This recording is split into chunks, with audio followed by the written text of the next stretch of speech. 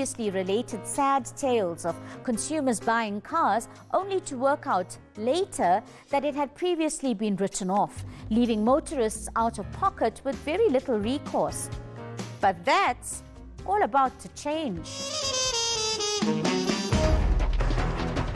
Buying a brand new car off a showroom floor is a luxury most of us can only dream of.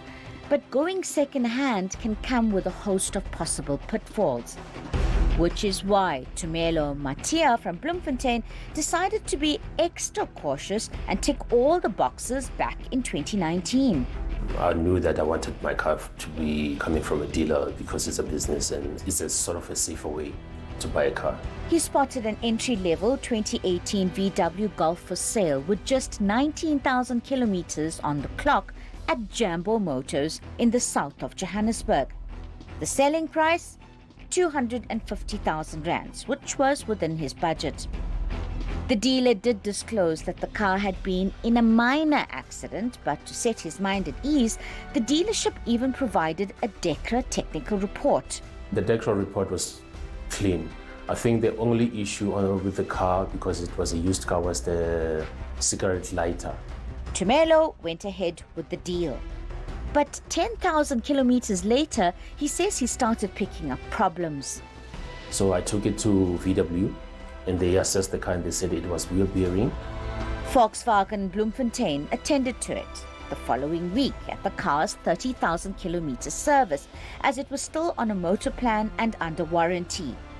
But soon after dropping off the car, Volkswagen called him with disturbing news.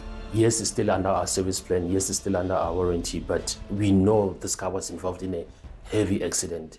We feel uncomfortable servicing this car. Horrified, Tumelo called Jambo Motors in Johannesburg. They were saying VW Bloemfontein is talking a lot of crap and I should just bring in the car and they'll prove it to me that they can take the car and it can be serviced too at VW.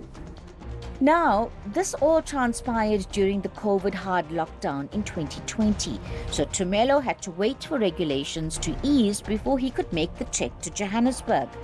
And on the way, that's when the car broke down. VW South Africa then sent a tow truck to transport the vehicle to their Braamfontein branch. Tumelo gave Jambo Motors an ultimatum. You take your car, you give me back my money. But Jambo Motors fobbed him off. So Tumelo started Googling and discovered similar complaints on consumer website Hello Peter. Knowing he wasn't alone, he approached the office of the Motor Industry Ombudsman. The Ombudsman said because they did indicate that the car had suffered damage before they sold it to me, they couldn't intervene. In desperation, Tumelo turned to the South African Motor Body Repairers Association, who assigned independent assessor Chris Viljoen to inspect the vehicle. During the inspection, I found numerous faults. Suspension problems, safety critical components, poor repairs, items left not repaired. It was clear that this vehicle was a write-off. The vehicle had a major impact on the right front suspension. On the suspension, it was a right front drive shaft. This drive shaft was damaged during the initial accident. It was never repaired, replaced or checked. And eventually this drive shaft failed on the highway. So that's a safety critical component. Basically, my life was in their hands from the day I walked out of the dealership with that car. The right front chassis leg is still bent. There's numerous incorrect parts used on it. For example, they've used Ford parts on a VW product. Sadly, this is a very common scenario, says Sambra National Chairperson Charles Canning.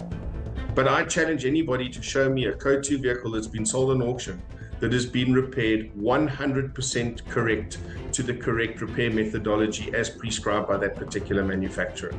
Because it would cost too much, right?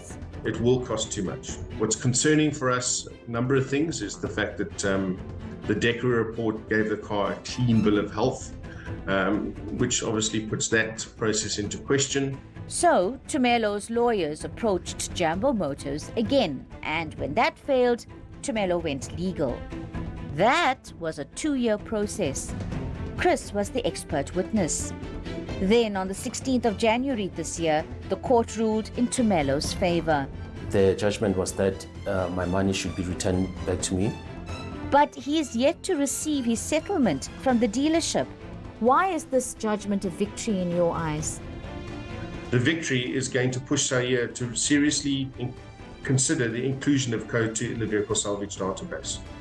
At the root of the problem is the fact that the South African Insurance Association hasn't released the database of cars which have been written off.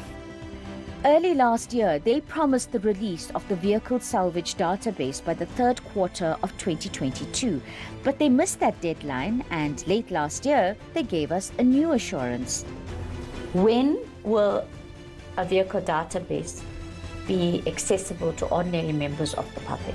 In the first quarter of next year, we will... You sure now, eh? Because I'll come back again. Yes. Imagine you being a consumer.